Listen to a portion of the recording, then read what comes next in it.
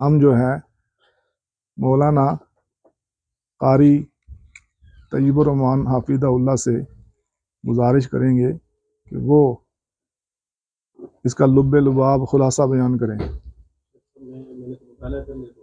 جی یہ کیا ہے دوبارہ دیکھا نہیں میں۔ کوئی مسئلہ نہیں ہے۔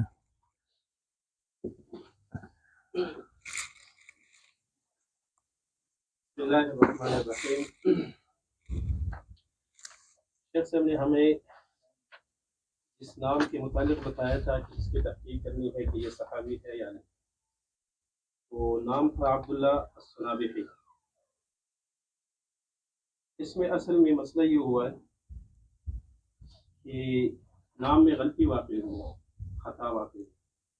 اصل میں یہ ہے ابو عبداللہ عبد الرحمن بن عسیلہ الصنابحی، اور اس بات کا اندازہ ابن حجر عسقلانی رحمہ اللہ کی عبارت سے بھی ہوتا ہے اور امام بخاری رحمہ اللہ کی عبارت سے بھی ہوتا ہے۔ امام بخاری رحمہ اللہ نے تاریخ کبیر جلد 5 صفحہ نمبر 321 میں اور ترجمہ نمبر 1021 میں نقل کیا ہے عبد الرحمن بن عسیلہ ابو عبداللہ الصنابحی۔ تو یہ تو راوی کا تعین ہو گیا کہ یہ راوی ہے۔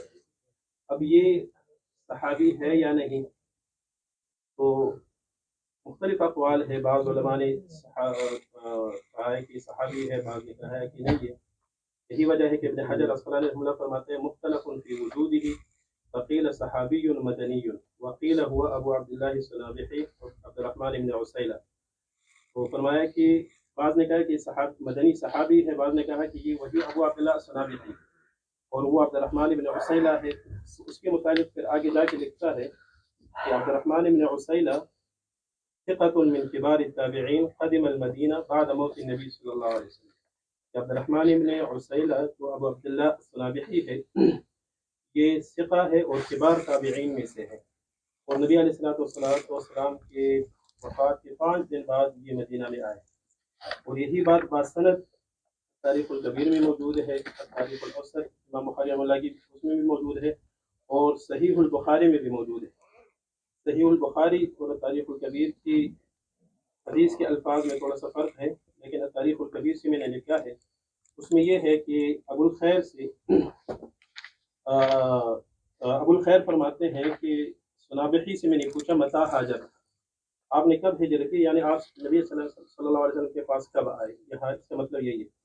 اس نے کہا خرجنا من الیمن مہاجرین، ہم یمن سے نکلے ہجرت کرتے ہوئے نبی علیہ السلام کے پاس آتے ہوئے، فقدمنا الحجاز، ہم حجاز پہنچے، اور صحیح بخاری میں فقدمنا الجحفہ، ہم جحفہ پہنچے، فاقبل راکب، تو ایک سوار آیا، فقلت له، میں نے اس سے پوچھا الخبر، کہ کیا خبر ہے، آپ وہاں مدینہ میں کیا ہو رہا ہے؟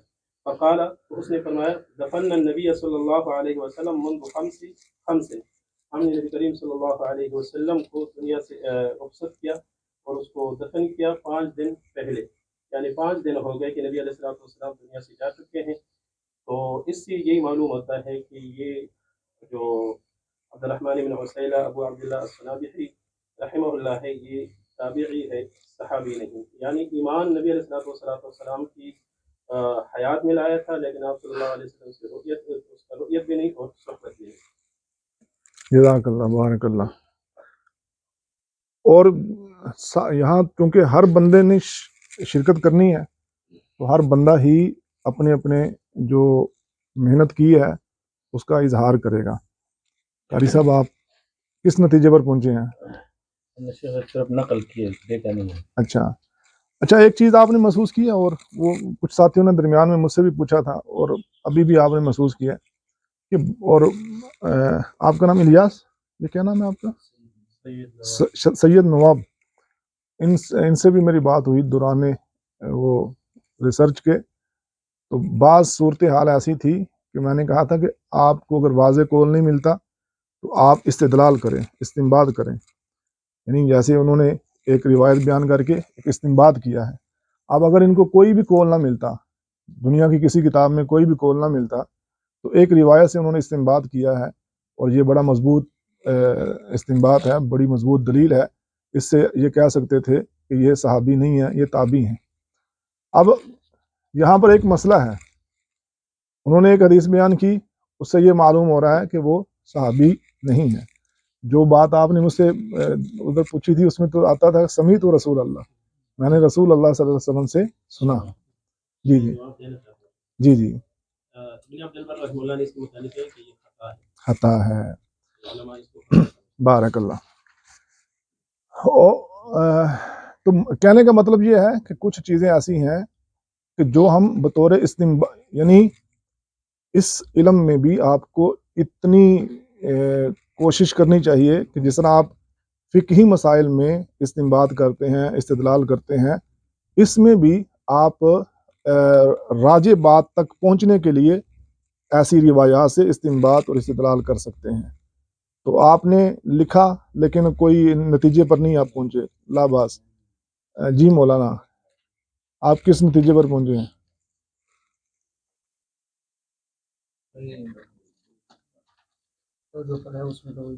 آج ہم اگر صرف اتنا بتانے میں کامیاب ہو گئے نا، یعنی میں آپ سے جب پوچھوں گا کہ آپ لوگ صحابی کی معرفت کر سکتے ہیں یا جو ایک طریقہ ہم نے مختصر سا جانچا ہے، پڑھا ہے، اس کے ذریعے سے آپ صحابی کی معرفت کر سکتے ہیں، تو ہمارے لیے یہ بہت ہے.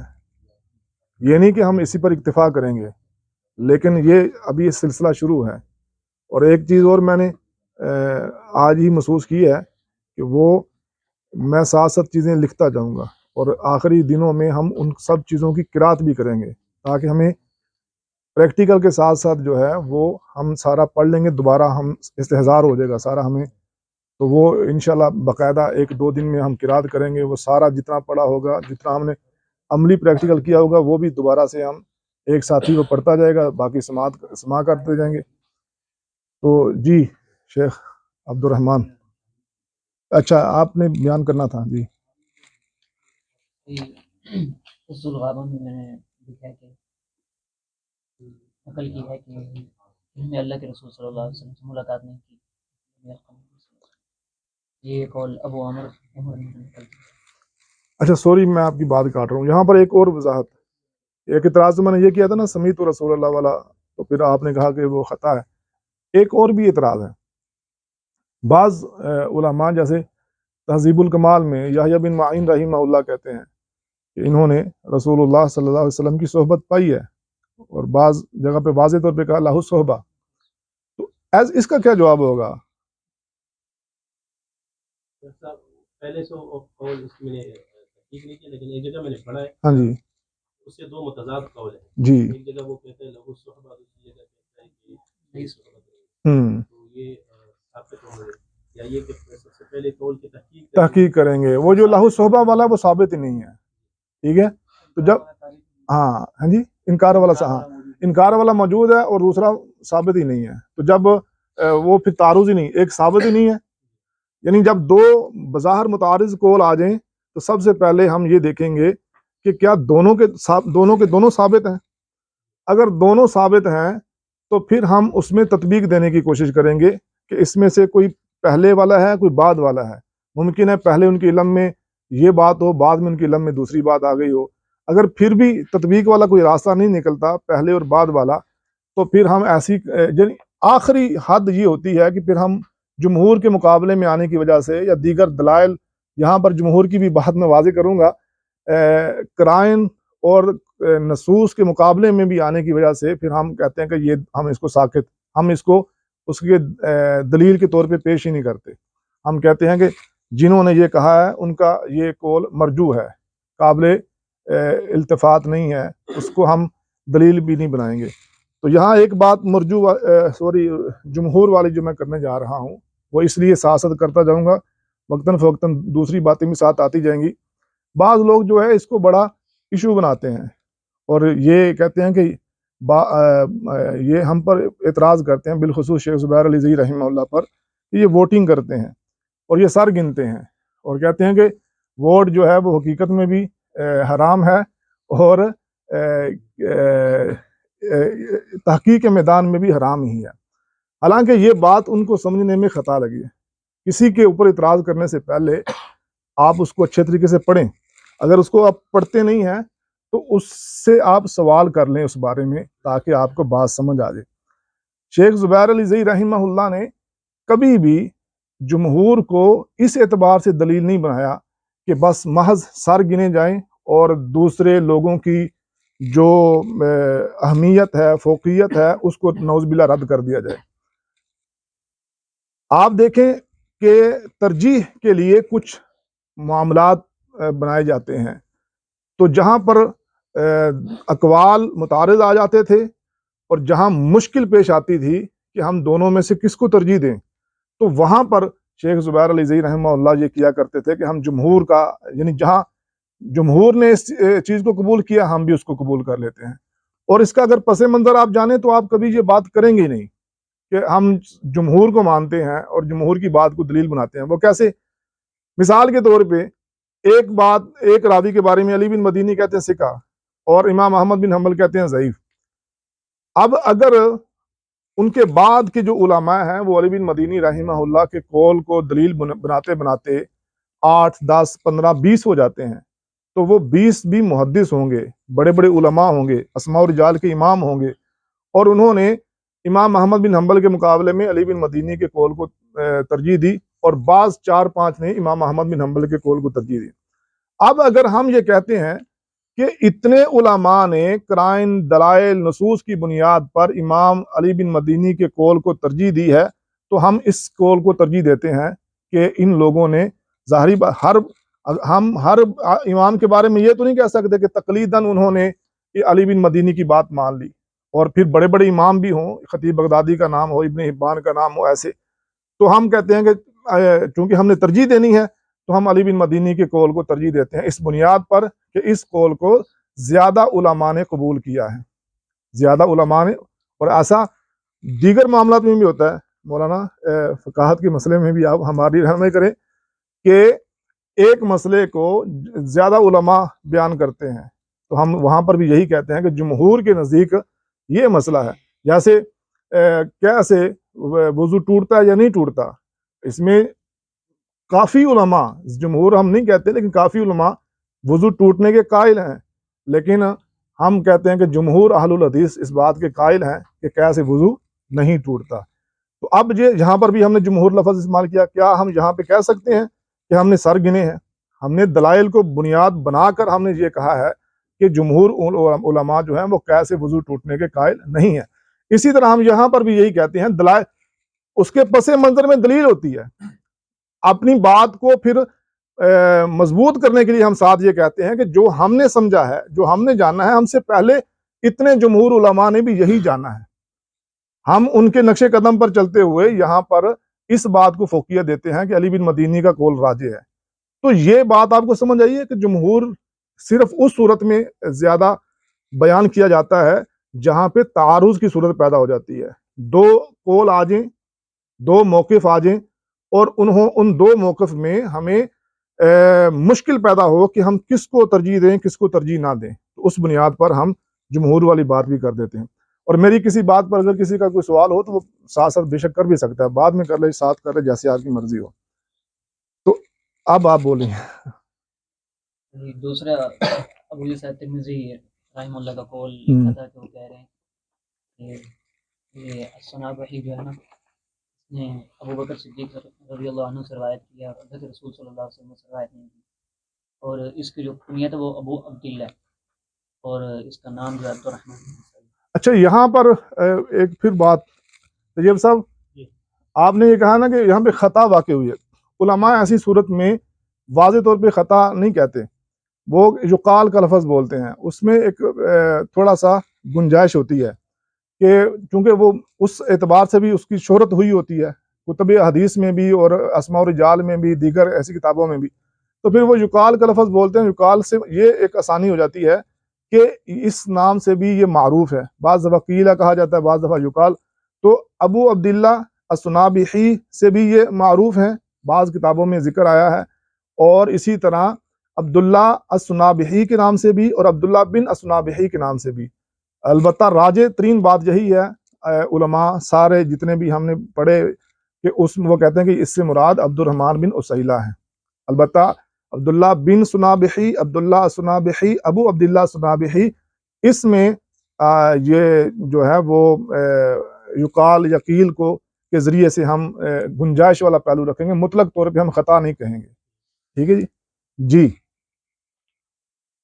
بالخصوص جب ائمہ نے سب کی علیحدہ علیحدہ تصریح کی ہو تو پھر ایسی ہی صورت اختیار کرنی چاہیے۔ اور وہ بات ہے کہ اللہ سنا وہی راستے میں تھے اور رسول صلی اللہ علیہ وسلم بات کی خبر۔ ویسے یہ بات بڑی دردناک قسم کی ہے، دل دہل جاتا ہے، اللہ اکبر کبیرہ۔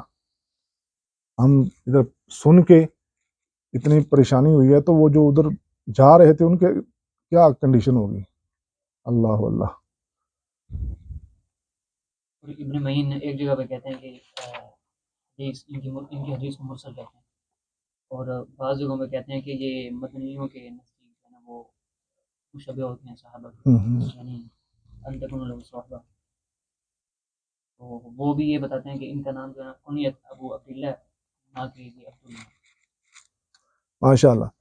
تو پتہ یہ چلا کہ قاری صاحب نے الاصابہ دیکھی، انہوں نے اسد الغابہ دیکھی، شیخ طیب صاحب نے 3-4 کتابیں، وہ ساتھ ساتھ آپ ذہن میں بیٹھتی جا رہی ہیں نا آپ کے، یہ ابھی تو ہم ایک مرحلے سے گزر رہے ہیں، تو ابھی جو گھنٹہ ہمارا بچنا ہے وہ آپ کو ایک اور اذیت دینی ہے۔ پتہ نہیں کون کہہ رہا تھا کہ یہ تو بڑا مشکل کام ہے، کون کہہ رہا تھا کہ مشکل ہے یا دلچسپ بھی ہے جی؟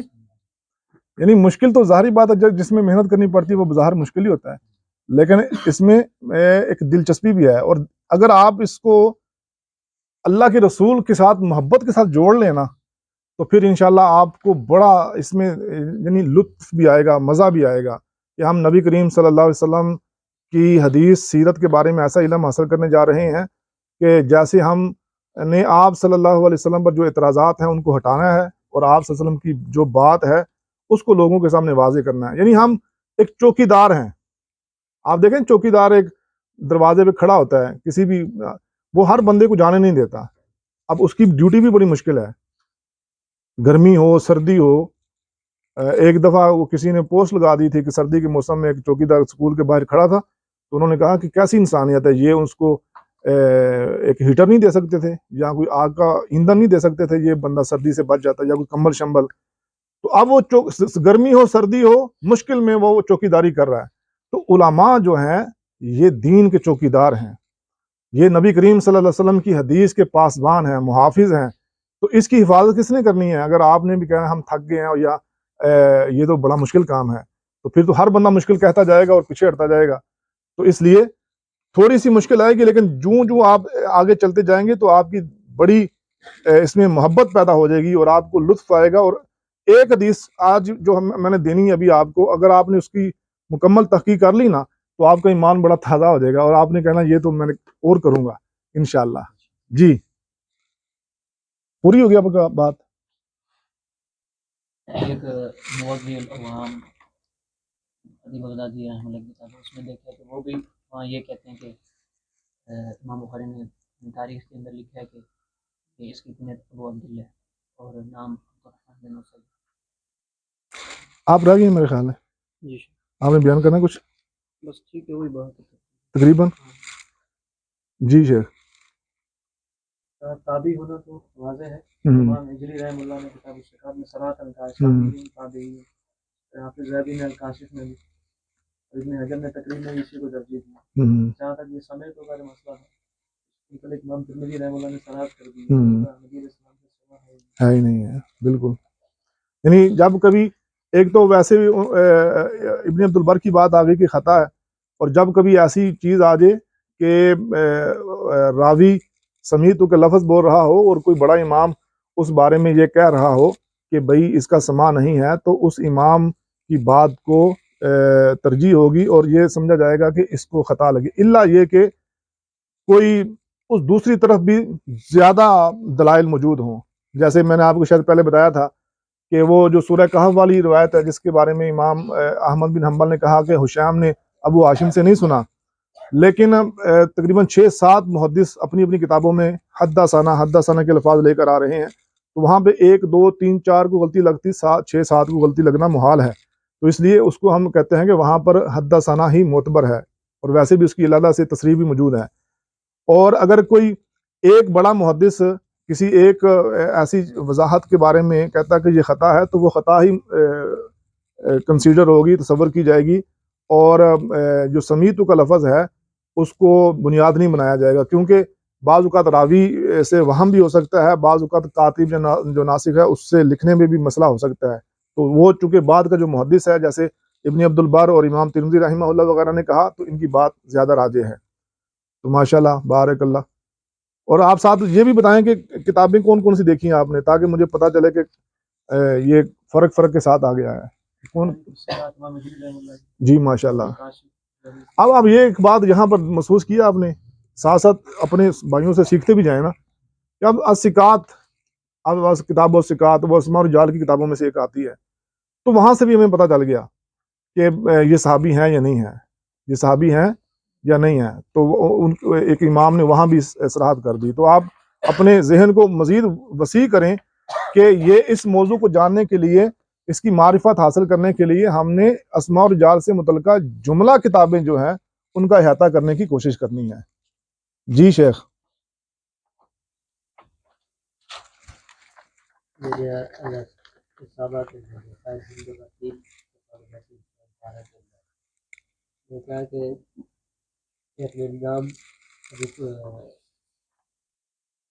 کنیت کے ساتھ مشہور ہے، ان کا نام عبد الرحمن ہے، اور امام مالک کو ہم لگائے ہمارے سمیتوں کے الفاظ سے جو ذکر کیا حدیث، تو ان کو غم لگائے گا توزل عبد یہ حدیث سمیتوں کے الفاظ سے غم لگائے۔ یہ وہاں آپ نے کہا ہے یا کسی بڑے محدث نے کہا ہے؟ وہ محدث نے دیکھا تھا، ابھی ذہن میں نہیں رہا۔ یہ بھی یاد رکھیں، جب آپ نے کسی ایسے بڑے امام کی بات کو وہم قرار دینا ہے تو محض یہ نہیں کہ میں نے کہہ دیا تو یہ وہم بن گیا، ٹھیک ہے، اس کے لیے پھر آپ کو بڑے مضبوط دلیل پیش کرنی ہوگی۔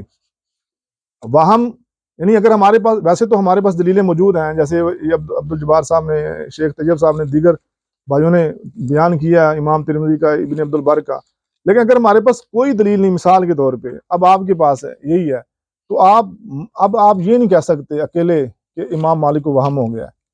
اس وہم کو ثابت کرنے کے لیے آپ کو دلائل چاہیے۔ ہاں اگر ایسی کنڈیشن ہوگی پھر تو مانی جائے گی، لیکن اپنے طور پہ کسی بڑے محدث کی بات کو صرف کہوں کہ میں نے کہہ دیا کہ وہم ہے تو بس وہم ہے، یہ ایسا نہیں ہے، ٹھیک ہے، اس کے لیے دلائل دینے پڑیں گے، جیسے انہوں نے دلائل دیے ہیں ویسے۔ تو یہ میں صرف آپ کو سمجھانے کے لیے، سکھانے کی غرض سے کہہ رہا ہوں، آگے بھی یعنی یہاں تو ہمارا مسئلہ کلیئر ہے نا، اس میں تو کلیئر ہے، پہلے بھی دلائل سن چکے ہیں آپ، ادھر بھی سن چکے ہیں، لیکن کوئی اور مسئلہ آئے گا تو وہاں جب کسی محدث کی بات آئے گی تو پھر ہم نے بہت محتاط ہو کے بہت زیادہ دلائل اکٹھے کرنے کی کوشش کرنی ہے۔ جب بہت زیادہ قرائن، دلائل، نصوص ہمارے پاس آ جائیں، پھر ان دلائل کی بنیاد پر ہم کہیں گے کہ یہاں پہ خطا ہے یا یہاں پہ وہم ہوا ہے۔ یہ ہمیشہ سے ایک اصول اپنے ذہن میں رکھیے گا۔ جی امام بخاری رحمہ اللہ فرماتے ہیں کہ امام مالک کو وہم ہوا ہے کہ انہوں نے عبداللہ نابی لکھا ہے، حقیقت میں یہ ابو عبداللہ ہے، ان کی کنیت اور اس کا نام عبد الرحمن ہے۔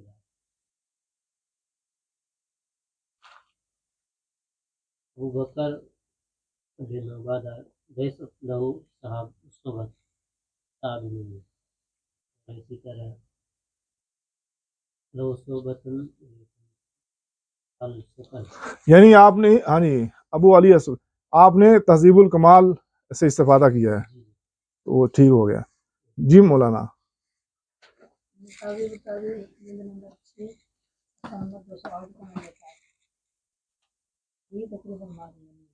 ہاں جی ٹھیک ہو گیا۔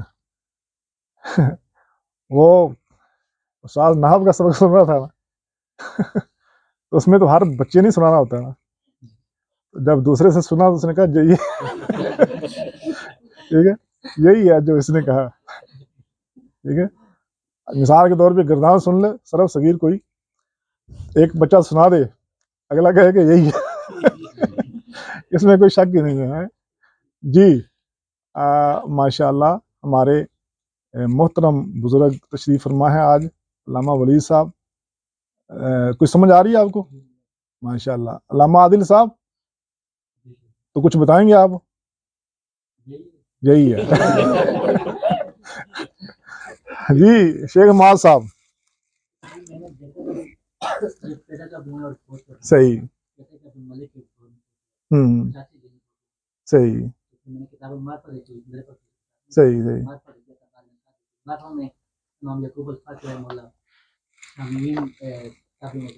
ہوں. اچھا یہاں پر ایک بات میں کلیئر بھی کر دوں، اور وہ یہ کہ یہ ایک کتاب پر میں نے تحقیق کی تھی اور اس کی نظر ثانی شیخ زبیر صاحب نے کی تھی. کوئی یہ مت سمجھے کہ اب یعنی شیخ صاحب کا موقف اور میرے موقف میں کچھ فرق آ جائے گا، کیونکہ بعض کتابوں میں شیخ رحمہ اللہ کی عبارت سے ایسا معلوم ہوتا ہے کہ یہ صحابی ہیں. آپ دیکھیں گے تو سیاسم ابو داود میں بھی ایک دو کتابوں اور میں بھی. تو یہ کتاب ہے مشکات کے راویوں سے متعلقہ جو صاحب مشکات ہی نے مرتب کی ہے. یہ ہے جی یہ الاکمال فی اسماء الرجال، ٹھیک ہے. تو یہ شیخ صاحب کی زندگی ہی میں یہ کتاب چھپی تھی، اور ان کی زندگی ہی میں ان کے کہنے پر یعنی شیخ رحمہ اللہ کے حکم پر ہی میں نے اس کی تحقیق کی تھی، اور اس میں یہ راوی آئے ہیں. تو اس میں یہ ہے کہ عبداللہ بن الصنابحی ان کا نام لکھا ہوا ہے، ان کی کنیت ابو عبداللہ بیان کی گئی ہے. ابن عبد البر نے کہا میرے نزدیک الصنابحی ابو عبداللہ تابعی ہیں، عبداللہ صحابی نہیں. نیز فرمایا عبداللہ صنابحی صحابہ میں معروف نہیں، البتہ صنابحی صحابی ہیں. تو یہاں تک تو یہ صاحب کتاب کی بات تھی.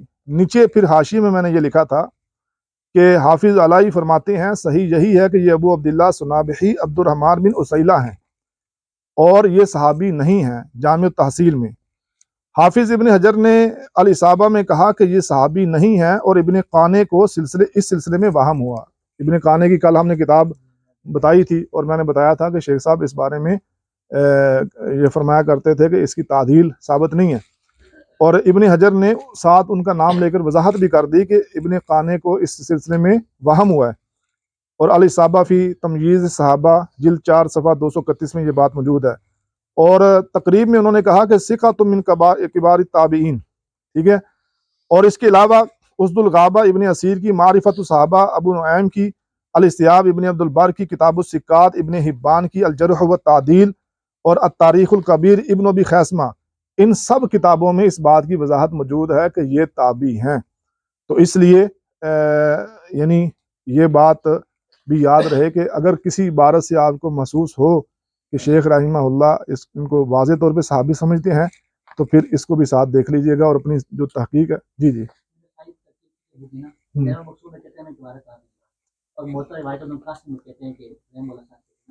ہاں جی ہاں جی صحیح. یہ میں نے اسی لیے کہا کہ بعض عبارتوں سے ایسا محسوس ہوگا آپ کو، ٹھیک ہے. اگر کسی کو محسوس ہو تو پھر وہ یہ بھی ساتھ دیکھ لے اور اپنی تحقیق بھی ساتھ مد نظر رکھیں. جی اب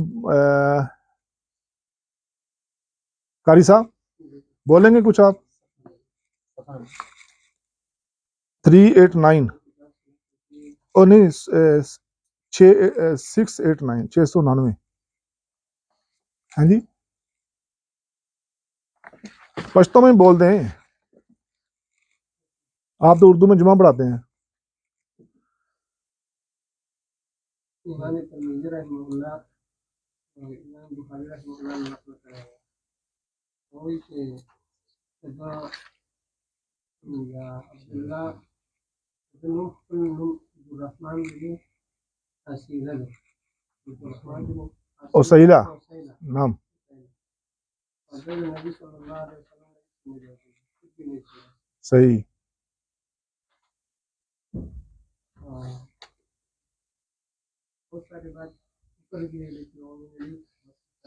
کوئی بات نہیں ہے، بارک اللہ. مقصد کی بات ٹھیک کر دی آپ نے، اور ہمارا مقصد یہ ویسے یہ ہے بھی نہیں ہے، یہ تو اضافی طور پہ باتیں ہم کروا رہے ہیں آپ سے. اصل ہمارا مقصد جو تھا وہ کتاب تک پہنچانا تھا بس، ٹھیک ہے. آگے تو آپ پھر ماشاءاللہ بڑے سمجھدار ہیں، آپ نے بڑا علم اکٹھا کر لیا. جی جی نہیں کیا؟ بول دیں جتنا بھی ہے. چلیں آپ سے بعد میں بات کرتے ہیں انشاءاللہ. آپ ویسے بھی نئے آئے ہیں. جی جاوید صاحب، آپ نے تو پوری سیر و اعلام نبلاء کو حفظ کیا ہے، میں نے دیکھا ہے آپ کو.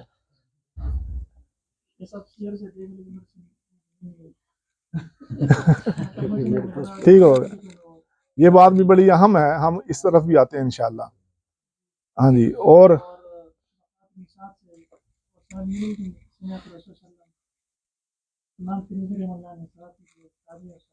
صحیح، بارک اللہ.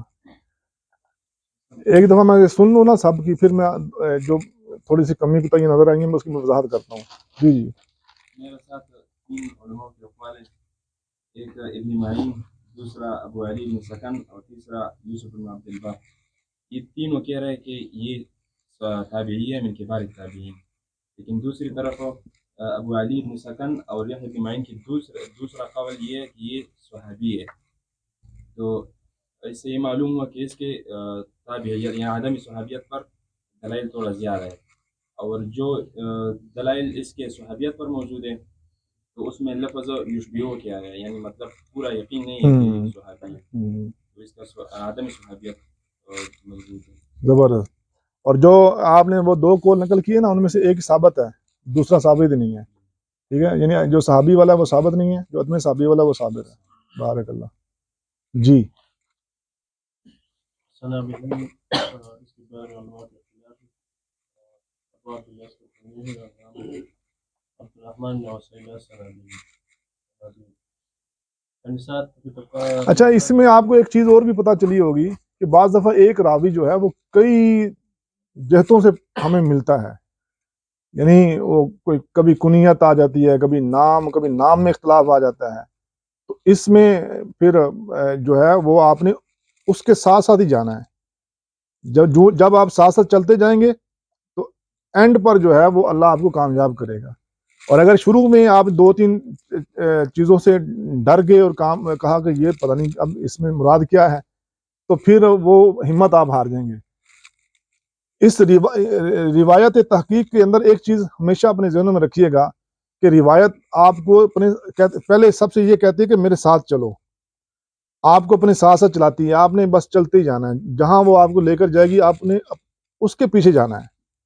بعد میں پھر آپ کا بھی دیکھیں کتنے 1 دن کے بعد یا 2 دن کے بعد پھر آپ کے پاس اختیار آتا ہے، پھر آپ الحمدللہ بڑے فخر سے یا بڑے عاجزی سے یا بڑے پیار محبت سے کہتے ہیں کہ اس کی سند ضعیف ہے یا اس کی سند صحیح ہے، اس کی سند حسن ہے. پھر یہ آپ کو اختیار کب ملتا ہے؟ جب آپ اس کے ساتھ ساتھ گئے، پھر وہ آپ کو اختیار دے دیتی ہے روایت کہ ہاں اب تم جو مرضی کر لو میرے ساتھ. لیکن اگر آپ شروع سے ہی رک گئے اور ڈر گئے، پریشان ہو گئے یا مشکل کہا یہ تو بڑا مشکل کام ہے، تو پھر وہ آپ کو یہ اختیار نہیں دے گی. یاد رکھنا، وہ پہلے کہتی ہے روایت میرے ساتھ چلو، میں آپ کو ساری سیر سور کراتی ہوں ادھر ادھر، اور پھر آپ کو میں اختیار بھی دوں گی کہ بھئی آپ اس کو صحیح کہو، ضعیف کہو، حسن کو، جو مرضی. لیکن اگر راستے سے آپ پلٹ گئے تو آپ کو کوئی حق نہیں ہے، آپ کو کوئی حق نہیں ہے کہ آپ مجھے یہ کہیں کہ یہ ضعیف ہے، یہ صحیح ہے، یہ حسن ہے. بات سمجھ آئی آپ کو؟ جی مولانا کلیئر ہو گیا ماشاءاللہ. جی جی.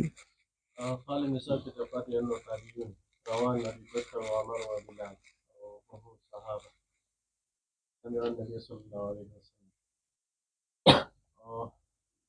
وهذا قال ابن حجر في الإصابة ذكر فيه الاختلاف وفي آخره رجح إمام البخاري رحمه الله صحبته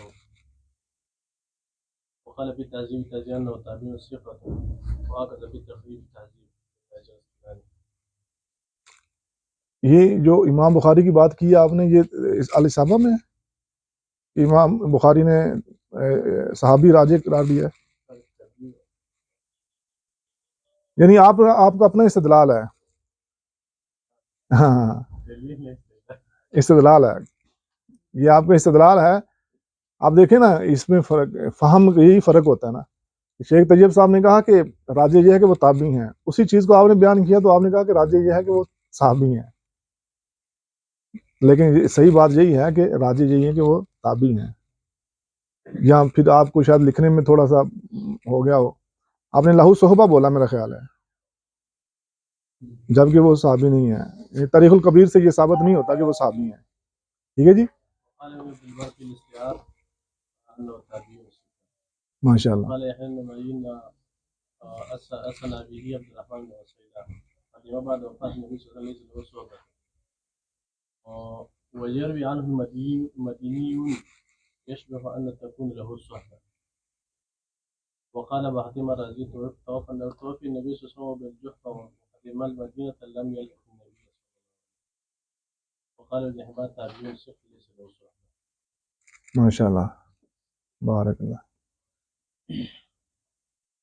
اس میں چار حوالے نکالی. عبداللہ سنبی یہ ایک حوالہ الصحابہ ابن حجر رحمہ اللہ ہے. اس نے کہا کہ اس میں اختلاف تو ہے لیکن ترجیح اس کو دی ہے کہ یہ عبداللہ جو ابو عبداللہ عبد الرحمن بن عسیلہ یہ تابعی ہے، اس نے اس کو ترجیح دی ہے. اور اس طرح یہ معجم الصحابہ 4 جلد میں بھی اس کو یہ بیان کیا ہے کہ اس نے کہا کہ یہ صحابی عند مدنی روان و حدیثین، تو اس استدلال کرتے ہیں کہ یہ صحابی ہے معجم الصحابہ والا. اور اس طرح الاستیعاب فی اسماء اصحاب ابن عبد البر اس میں لکھا ہے کہ یہ تابعی ہے. اور اس کے دو تین اقوال نقل کرتے ہیں. وقد اختلف ابن معین فی فمرة قال حدیث مرسل ومرة قال عبداللہ السنبی الذي يروي عنه المدنيون يشبه ان يكون له الصحبة. وہ کہتے ہیں آخر میں والصواب عندي انه ابو عبداللہ لا عبداللہ على ما ذکرنا. تو اس سے پتہ چلتا ہے کہ یہ تابعی ہے. بارک اللہ، شکرا. معجم الصحابہ للبغوی میں جلد 4 صفحہ 185 میں انہوں نے یہ کہا تھا کہ یہ مدینہ میں رہتے تھے تو انہوں نے 2 حدیثیں نقل کی ہیں رسول اللہ صلی اللہ علیہ وسلم سے. لیکن معجم الصحابی امام بغدادی کی جلد 8 میں امام ترمذی کا قول ملا. وہ کہتے ہیں کہ ان کا سما نبی علیہ السلام سے ثابت نہیں ہے. انہوں نے سیدنا ابوبکر صدیق رضی اللہ عنہ سے سما کی ہے. اور سین نبی علیہ السلام کی طرف آ رہے فتح کے ساتھ سما. سما نعم. یہ رسول اللہ صلی اللہ علیہ وسلم کی طرف آ رہے تھے تو رستے میں تھے تو نبی علیہ السلام کی وفات ہو گئی. اور الاستیعاب میں انہوں نے ان کو تابعی شمار کیا ہے. اور تقریب التہذیب میں بھی انہوں نے ان کو تابعی معروف شمار کیا. جو ذیل کمال ہے اس میں دیکھا 2 نام ہے ابو اللہ ابو عبدالرحمن، جو ہم مزید کرتے ہیں کہ ان میں سے ایک صحابی اور ایک صحابی نہیں. ٹھیک ہے. اچھا، بعض طالب علم جو آتے تھے میں ان کے ساتھ ساتھ چلتا رہا ہوں نا تو پھر مجھے اب ان سے میں زیادہ اس لیے نہیں پوچھتا کہ یہ میں زیادہ ساتھ میں رہا ان کے. ٹھیک ہے، تو جی مولانا.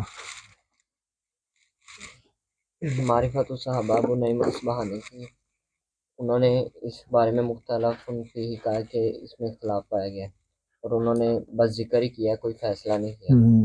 اور ان کے علاوہ الجرح و تعدیل میں امام ابن ابی حاتم نے امام ابو زرع رازی اور امام ابو حاتم رازی کا اور یحییٰ بن معین کا اقوال ذکر کیے ہیں. اور ان کا بھی موقف اور دلائل کے مطابق یہی ہے کہ وہ صحابی نہیں تھے. بارک اللہ، شکر.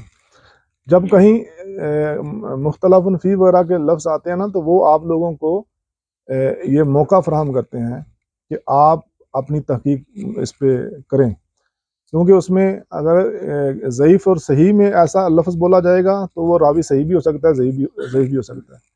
اگر صحبت کے اعتبار سے بولا جائے گا تو وہ صحابی بھی ہو سکتے ہیں اور صحابی نہیں بھی ہو سکتے. تو آپ نے اس کی تحقیق کرنی ہے اس سلسلے میں. اب ایک بڑی اہم بات اس کے بعد پھر 5 بجنے والے ہیں، 1 گھنٹہ. اب تھوڑی سی بات میں بتا دوں اور اس کے بعد پھر میں آپ کو ایک چھٹی دیتا ہوں. اور چھٹی نہیں دینی، آپ کو کام دینا ہے. سب سے پہلے تھوڑی سی مشکل پیش آئی آپ کچھ بھائیوں کو کہ ہم نے اگر کوئی راوی تلاش کرنا ہے تو راوی تلاش کیسے کرنا ہے. سب سے پہلے تو آپ یہ یاد رکھیں گے صبر اور تحمل کے ساتھ، پریشان نہیں ہونا. ظاہری بات ہے جب ایک نیا کام بندہ شروع کرتا ہے تو اس میں تھوڑی تکلیف تو ہوتی ہے. تو عام طور پہ اس دور میں ہمارے لیے بڑی آسانیاں کر دی گئی ہیں.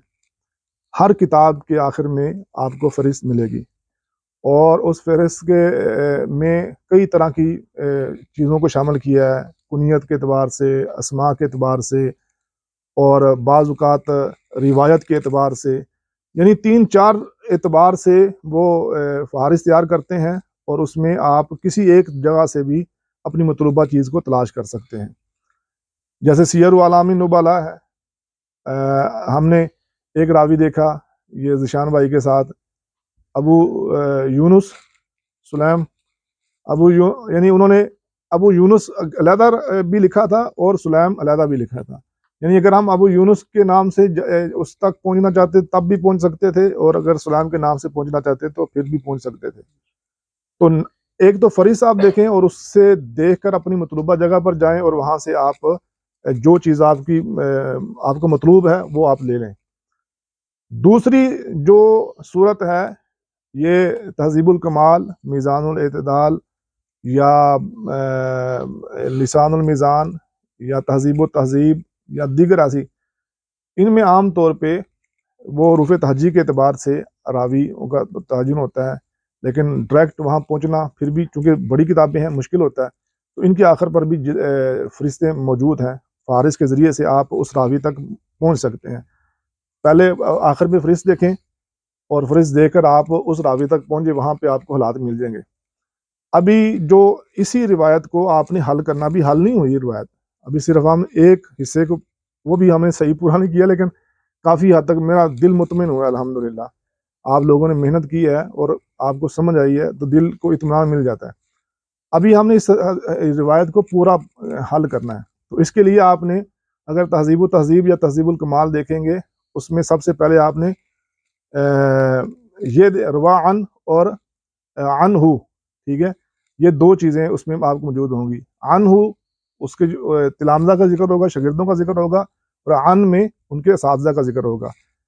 آپ ایک راوی کا سب سے پہلے آپ نے تعین کرنا کہ یہ راوی وہی ہے. اگر تو یہاں سے مراد مثال کے طور پہ یہ راوی ہیں عطا بن یسار، ٹھیک ہے. اب عطا بن ویسے تو معروف ہیں، لیکن جو نیا طالب علم ہوگا اس کے لیے تو یہ مشکل ہوگی کہ عطا بن یسار کون ہے، تو پھر پیچھے زید بن اسلم کون ہے. تو اگر آپ عبداللہ الصنابحی کے ترجمے میں جاتے ہیں تو وہاں ان کے شاگردوں میں آپ کو عطا بن یسار مل جائیں گے. اور اگر چونکہ امام مزی نے یا دیگر ائمہ نے یہ دعویٰ نہیں کیا کہ انہوں نے سارے کا سارا احاطہ کیا ہے شاگردوں کا، اساتذہ کا، تو پھر آپ دوسری کتاب کسی کو دیکھ سکتے ہیں. بعض اوقات ایسے ہوتا ہے کہ سیر اعلام نبلا، حالانکہ اس میں ایسا کوئی بڑا دعویٰ ہی نہیں ہے کہ انہوں نے، لیکن ایسا راوی جو ہمیں تہذیب میں نہیں ملتا، تہذیب و تہذیب میں نہیں ملتا، وہ ہمیں سیر میں مل جاتا ہے. وہاں سے کنفرم ہو جاتا ہے کہ یہ ان کے شاگرد ہیں، یہ ان کے استاد ہیں. تو آپ نے پھر پیچھے چلے جانا ہے. یعنی عطا بن یسار اگر عبداللہ بن صنابحی کے شاگردوں میں نہیں ہے تو پھر آپ نے زید بن اسلم کے ترجمے میں جانا ہے، وہاں دیکھنا ہے کہ عطا بن یسار ان کے اساتذہ میں ہے یا نہیں ہے. تو انشاءاللہ آپ کو وہاں پہ یہ مل جائیں گے.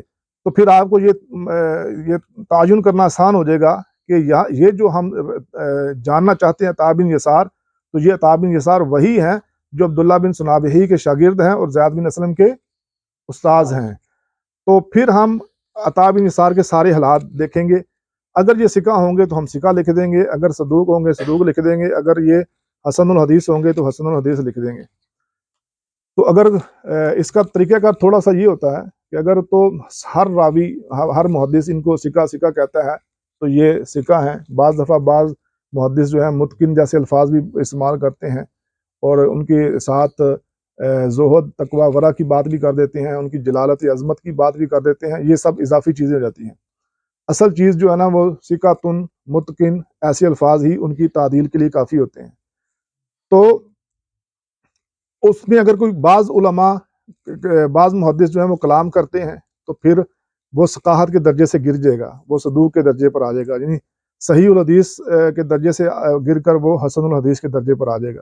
لیکن اگر کلام شدید ہوا، پھر زیادہ ہوا، پھر یہ بھی ممکن ہے کہ وہ صدوق یا حسن الحدیث کے درجے سے گر کر ضعیف کے درجے پر آ جائے.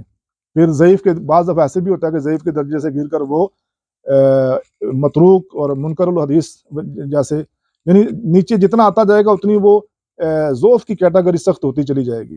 ضعیف ایک ہلکی ہے، اس سے نیچے متروک، منکر الحدیث، کذاب، وضاع، پھر ایسے وہ ضعف میں جو اصطلاحات ہیں، جو رمز ہیں، وہ بڑھتی جائیں گی.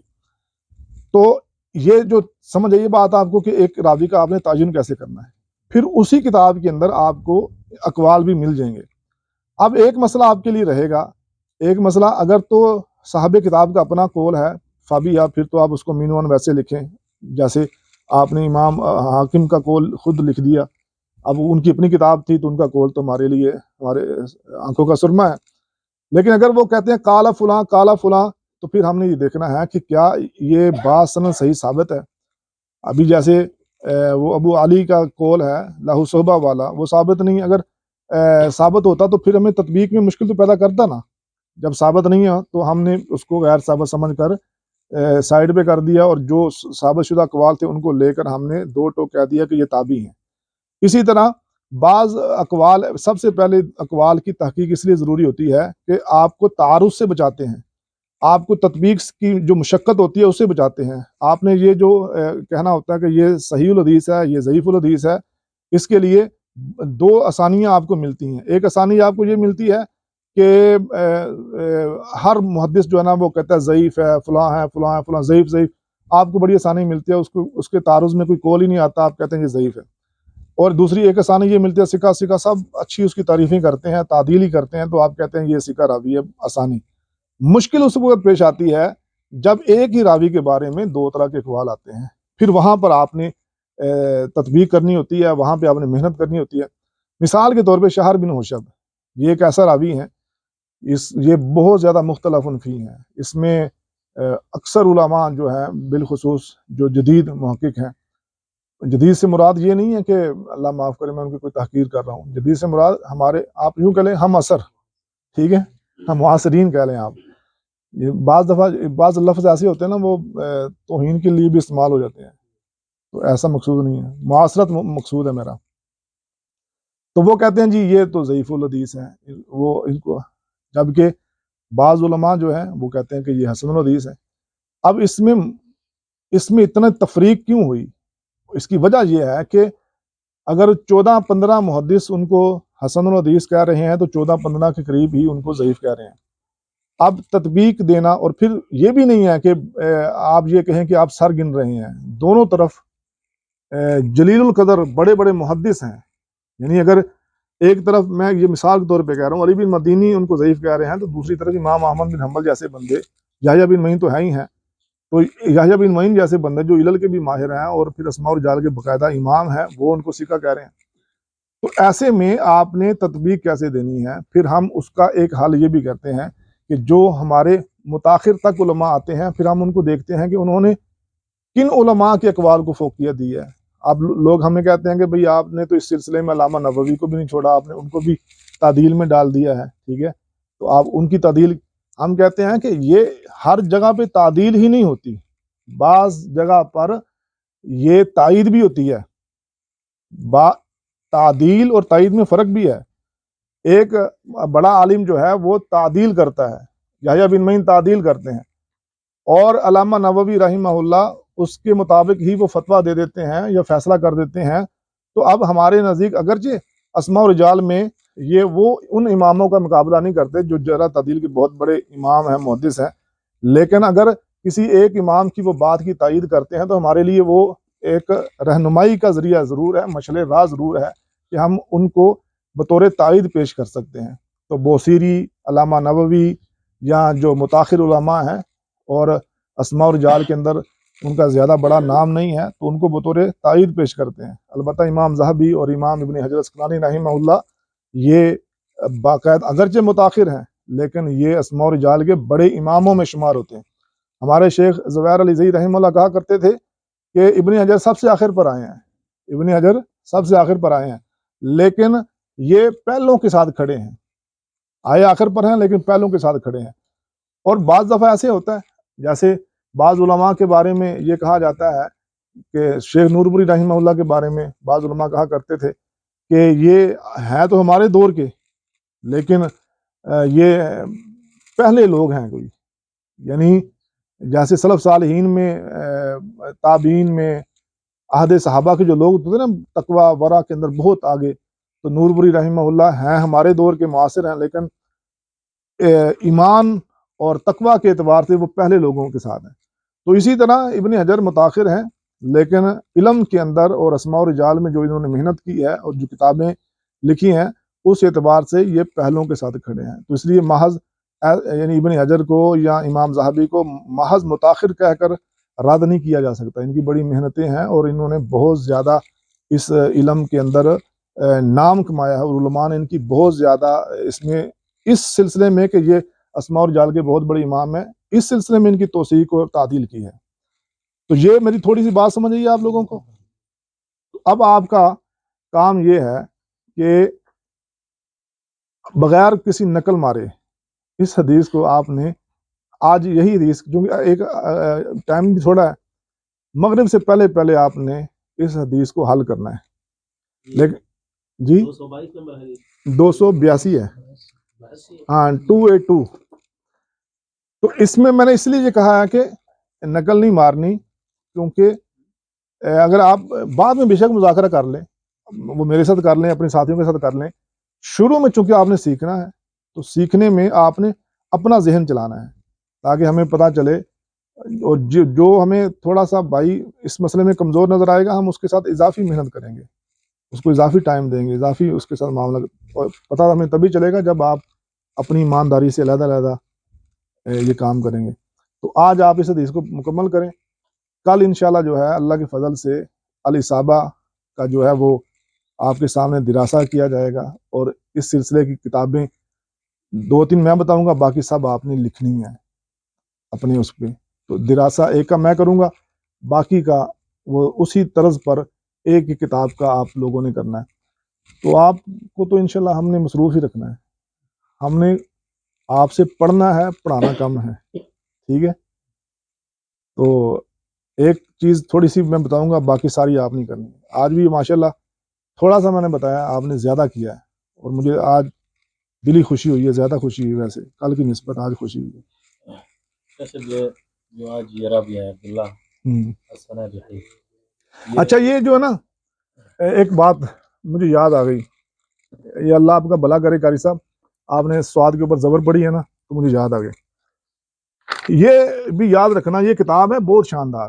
اس کے اوپر لکھا بھی ہوا ہے کتاب النادر المغنی فی ضبط اسماء الرجال.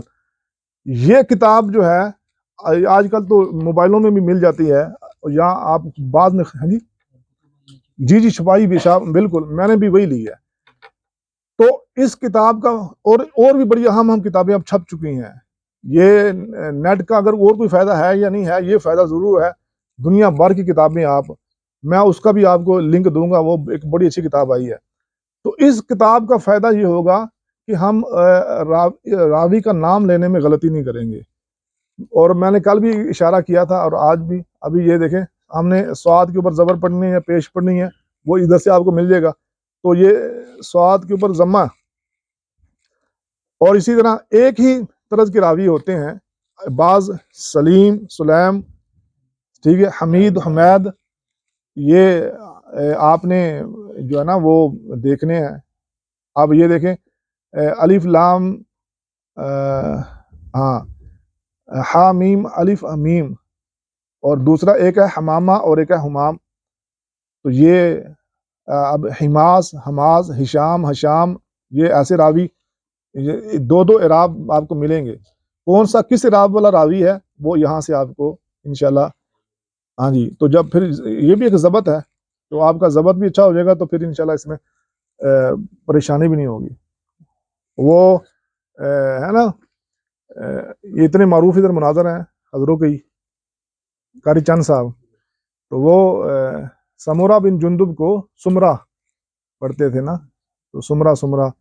تو وہ چونکہ اب اس میں تو عام کتابوں میں اتنی نہیں ہوتی اعراب، یعنی ضبط نہیں ہوتا اتنا. تو اگر آپ ایسی کتابوں میں دیکھیں گے تو پورا ضبط بھی. اسی طرح الانصاف جو ہے امام سمعانی کی، یا اسماء الرجال کی جو کتابیں ہیں، یہ ابن حجر کی یہ بڑی خوبی ہے. یہ اکثر جہاں مشکل اعراب ہوتا ہے وہاں واضح کرتے ہیں کہ اس کو اس طرح پڑھنا ہے. تقریب و تہذیب کے اندر آپ تقریب و تہذیب کا بھی مطالعہ رکھیں. تو جس راوی کا نام لینا ہو پہلے آپ اس کا، اور اس میں کوئی مسئلہ نہیں ہے. اگر ہم لا علمی کی وجہ سے کوئی غلطی کس سے نہیں ہوتی، ہر بندے سے ہوتی ہے. اگر غلطی کر جاتے ہیں تو ہمیں چاہیے کہ ہم اس کو اس لحاظ سے پھر پڑھیں اور یاد کریں، اور ان کتابوں کا سہارا لیں. یہ کتابیں ہماری اصلاح کے لیے ہیں. تو ہم ان کتابوں، اور ہمیں علم ہونا، ابھی یہ بے شک ہم جو مرضی پڑھیں، ٹھیک ہے، آپ زبر سے پڑھیں بے شک، لیکن آپ کو یہ علم ہونا چاہیے کہ یہ کتاب ہے، یہ علم ہونا چاہیے کہ یہ کتاب ہے، کہ ہمیں اس علم میں بھی رہنما کتابیں میسر ہیں، ٹھیک ہے جی۔ تو اب اس حدیث کو آپ نے حل کرنا، کسی کا سوال ہے تو کر لیں۔ یہ جس طرح عبداللہ صنابحی، یہ کہیں عبد الرحمن ہے، کہیں ابو عبداللہ ہے، اس کا ہمیں کس طرح پتہ چلے؟ بالکل، یہ ہمیں انہوں نے بتایا ہے، اسماء اور جال کے کتابوں والوں نے بتایا ہے۔ جیسے یہ تہذیب الکمال دیکھ لیں آپ، امام مزی رحمہ اللہ نے اس پر باقاعدہ بحث کیا ہے، بحث کرنے کے بعد وہ کہتے ہیں کہ یہ ابو عبداللہ الصنابحی، عبداللہ الصنابحی اور عبد الرحمن بن عسیلہ یہ سب ایک ہی ہیں۔ نہیں نکالیں گے کیسے؟ یہ ہاں میں ہم اس میں جی، جب آپ نکالیں گے نا اب عبداللہ الصنابحی میں آپ کو نہیں ملے گا، کیونکہ بعض جگہ پر یہ ابو عبداللہ ہے۔ تو آپ جب آپ کے ذہن میں یہ چیز ہوگی نا کہ یہ عبد الرحمن بن عسیلہ یا ابو عبداللہ یا عبداللہ صنابحی تین ہے نا، تو آپ نے پھر اگر ایک جگہ پہ آپ کو ایک نام سے نہیں ملتا تو دوسرے نام سے آپ نکالیں اور مل جائے گا انشاءاللہ۔ یہ ذہن میں نہ ہو، جس طرح بھی ہاں یہ ذہن میں نہیں ہے، تو آپ تقریب و تہذیب میں جائیں گے نا تو وہ آپ کی یہ رہنمائی کرے گا کہ عبداللہ صنابحی کو ابو عبداللہ یا عبد الرحمن بن عسیلہ کے نام پر چیک کریں۔ تقریب میں کس نام سے اس کو ڈھونڈیں؟ جو آپ کے سامنے پہلا نام آئے گا نا عبداللہ صنابحی، اسی کے نام سے ہم تقریب میں جی مل جائے گا انشاءاللہ۔ اگر پھر بھی نہ ملے نا تو آپ ان دونوں میں سے ایک کو لے لیں، آپ عبداللہ کو چھوڑ دیں، صنابحی کو لے لیں۔ آپ جتنے صنابحی آئیں گے آپ کے سامنے، وہ بعض القابات اور قبائل اور اس طرح سے بھی فرشتے بنی ہوتی ہیں۔ آپ صنابحی 3 4 5 6 اکٹھے صنابحی آپ کے سامنے آ جائیں گے، ان میں سے ایک جو ہے وہ آپ کا مطلوبہ نکل آئے گا، وہاں پہ پھر آپ کو بتائے گا کہ یہ اصل میں عبد الرحمن بن عسیلہ ہے، تو پھر آپ اصل تک پہنچ جائیے گا، ٹھیک ہے۔ کوئی ایک چیز ایسی نہیں ہے جس میں آپ کہہ سکیں کہ یہ ہمارا کام خراب ہے۔ عبداللہ سے نہیں ملے گا، صنابحی سے مل جائے گا، صنابحی سے نہیں ملے گا، ابو عبداللہ سے مل جائے گا، عبد الرحمن عسیلہ۔ آپ ابھی چونکہ بالکل نئے ہیں نا، اس لیے تھوڑی سی آپ کو پریشانی محسوس ہو رہی ہے۔ جب آپ 1 ہفتہ 2 ہفتہ گزاریں گے نا تو آپ کو ایسے لگے گا جیسے میں تو عرصے سے یہ کام کر رہا ہوں اور یہ تو مجھے سارے پتہ ہے۔ پھر آپ نے جاتے ہوئے ہمیں یہی کہنا ہے سانو سارا پتہ سی، ٹھیک ہے یہ قاری صاحب جی اس کو اس طرح بتائے کہ جس طرح بچے کو خاک نہیں آتا آپ اس کو سکھائیں، ہاں تو آپ کے لیے تو آسان ہوتا ہے۔ بالکل۔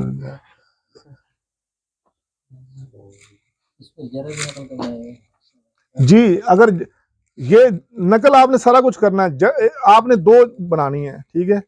ایک طرف آپ نے جرا کرنے والے جو جا رہے ہیں ان کی جرا کرنی ہے، دوسری طرف پھر آپ نے فیصلہ کرنا ہے اس کے خود۔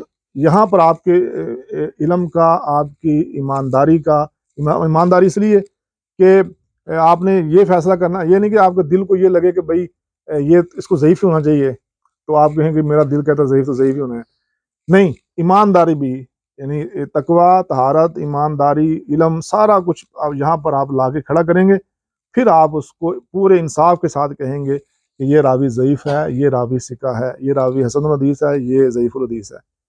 تو دونوں آپ سامنے لائیں گے، اس سے ایک فائدہ یہ ہوگا آپ کو۔ فائدہ کیا ہوگا؟ جب ایک طرف جرح اکٹھی کریں گے، دوسری طرف تعدیل اکٹھی کریں گے، آپ کو سب سے پہلے یہ بات ذہن میں آئے گی کہ یہ نہیں ہے کہ بس وہ پکی پکی دال ہمارے سامنے آ جاتی ہے کہ بھئی سب ایک بندے کو ثقہ ہی کہہ رہے ہوتے ہیں یا ایک بندے کو سارے ضعیف ہی کہہ رہے ہوتے ہیں۔ بعض دفعہ 2 تعدیل بھی ہوتی ہے، ساتھ تجریح بھی ہوتی ہے، دونوں کو ہم نے اکٹھا جاننا ہے۔ پھر ہم نے وہاں پہ علماء کو بھی ساتھ دیکھنا ہے کہ کون سے ائمہ ہیں بڑے جو زیادہ مہارت والے ہیں وہ ثقہ کہہ رہے ہیں، جو زیادہ مہارت والے ہیں وہ ضعیف کہہ رہے ہیں۔ پھر ساتھ ہم نے یہ بھی دیکھنا ہے کہ تعدیل کے کلمہ ہمیں اہمی بدنام کیا گیا ہے کہ ہم صرف سر گنتے ہیں، ہم تعدیل کے کلمات بھی جانتے ہیں، ہم تعدیل کرنے والوں کو بھی پرکھتے ہیں، پھر ان کو بھی سامنے رکھتے ہیں۔ اسی طرح جارے کو بھی دیکھتے ہیں، پھر جو جرح کے کلمات ہیں ان کو بھی مد نظر رکھتے ہیں۔ وہاں پر جا کر ہم پھر وہ بات آپ کی ووٹنگ والی یا سر گننے والی، جہاں پہ تطبیق میں کوئی اور راستہ سامنے نہ آتا ہو، تو ایک اور ایسا یہ آپ مجموع الزوائد کو پڑھ کے دیکھیں، وہ جگہ جگہ پہ کہتے ہیں، ٹھیک ہے۔ وثق الجمہور، ضعف الجمہور، وہ کیوں کہتے ہیں؟ اور بہت سے اور ابن ملقن کو دیکھیں، ابن حجر کو بھی آپ دیکھ لیں، وہ ان چیزوں کو استعمال کرتے ہیں. یعنی یہ ایسا نہیں ہے کہ دنیا میں پہلے شخص جو شیخ زبیر علی زئی تھے انہوں نے یہ کہا کہ وسط کو جمہور یا جمہور کا لفظ انہوں نے. بعض لوگ ایسا اثر ڈالتے ہیں لوگوں پر جیسے یہ چیز سب سے پہلے ایجاد ہی شیخ زبیر علی زئی نے کی ہے. ان سے پہلے ایسا کچھ کرنے والا دنیا میں تھا ہی نہیں. ٹھیک ہے. اور پھر بڑے دھڑلے سے کہتے ہیں نعوذ باللہ یہ ایسے ہے ویسے ہے فلاں. ہم کہتے ہیں کہ ایک تو پہلے سے علماء بھی موجود ہیں اللہ کے فضل سے جو یہ کرتے ہیں. اور پھر تطبیق کا مطلب کیا ہوتا ہے؟ آپ جتنے ذرائع ہیں وہ استعمال کریں، وہ کسی بھی سلسلے کے اندر ہو، فقہ کے اندر ہو، وہ اصول حدیث کے اندر ہو، کسی سارے ذرائع جو آپ کے علم میں ہوتے ہیں وہ لائیں. تو ایک ذریعہ یہ بھی ہے کہ تعدیل کرنے والوں کی تائید کتنے علماء نے کی ہے. ایک مثال کے طور پہ علی بن مدینی رحمہ اللہ قول بیان کرتے ہیں، اس کی تائید امام بہقی کر دیتے ہیں. اب جیسے میں آپ کو مثال دیتا ہوں، رد میں ایسے الفاظ استعمال کر لیتے ہیں لیکن ہمارے لیے وہ عجیب کہ امام دار قطنی رحمہ اللہ نے کہا نا کہ عبداللہ بن بریدہ نے سید عائشہ سے نہیں سنا، اور پھر امام بہقی رحمہ اللہ نے بھی کہا کہ عبداللہ بن بریدہ نے سید عائشہ سے نہیں سنا. تو اب ہم نے کہا یہ دیکھو دو علماء ہو گئے، امام دار قطنی بھی امام بہقی بھی. تو کہتے ہیں کہ نہیں، امام بہقی نے تو امام دار قطنی کی تقلید میں یہ کہا ہے، تو آپ اس کو دو نہ کہیں ایک ہی کہیں. ہم نے کہا کہ امام بہقی اتنے نعوذ باللہ یعنی چھوٹے درجے کے عالم تھے کہ ان کو تقلید کی ضرورت پیش آ گئی. انہوں نے شرح صدر کے ساتھ جانچا پرکھا، تبھی تو انہوں نے امام دار قطنی کے قول کو آگے پیش کر دیا. اگر وہ مطمئن نہ ہوتے امام دار قطنی کے قول سے تو وہ پیش ہی کیوں کرتے؟ ٹھیک ہے. تو اس لیے اگر کوئی بڑا امام کسی بڑے امام کی بات کو نقل کرتا ہے تو وہ اسی کی بات شمار ہوتی ہے ساتھ. یہ بات بھی ایسا بعض علماء یہ کرتے ہیں، کہتے ہیں نہیں انہوں نے تقلید کے طور پہ ایسے کر دی ہے، حالانکہ وہ اس کو تقلید کہہ رہے ہیں، ہم تائید کہتے ہیں. ہم کہتے ہیں کہ ان کی تائید ہے اور تائید کو قبول کیا جائے گا. اور جی ذیشان بھائی کوئی سوال شول ہے؟ نہیں ہے تو پھر آپ 1 گھنٹہ آپ کے پاس ہے تو مطلق روایت پر حکم لگانا ہے انفرادی سند پر. نہیں اس میں 1 منٹ مولانا تھوڑا سا سن لیں، سوال آ گیا. پھر ہر راوی کا آپ نے دراسہ کرنا ہے. پہلے سب سے آپ نے ہر راوی پر حکم لگانا ہے. ٹھیک ہے، کہ اس کے جتنے اس کی جرح تعدیل اکٹھی کر کے اس راوی کو آپ نے یا حسن الحدیث بنانا ہے، صحیح الحدیث بنانا ہے، سکہ، ضعیف، صدوق، جو درجہ اس کا بنتا ہے وہ آپ نے پہلے راوی کا متعین کرنا ہے، پھر آپ نے روایت کے اوپر حکم لگانا ہے. جی روایت والا حکم کل کی ہاں جی وہ کل کر لیں گے. فی الحال آپ راویوں پر ہی کر لیں، 1 گھنٹہ ہے بس.